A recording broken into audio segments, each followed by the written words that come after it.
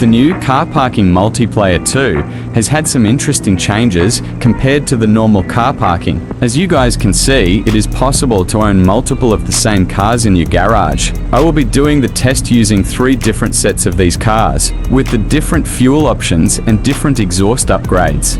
Before we get started with the comparison, I want to give a quick shout out to these awesome subscribers and viewers. Thank you guys for supporting the channel and the content. I really appreciate your efforts. And if you want to be shown in a future video, be sure to drop a like, subscribe and comment shout out down below. Now let's get started with the test. The first thing I want to point out is which cars will be using which fuel and exhaust upgrade. Not only will I be expecting a change in performance, but also a change in sound, at least so I would hope. I will be using the 95, 100 and the 85 for this test. For the next cars, they will be using the 98 petrol.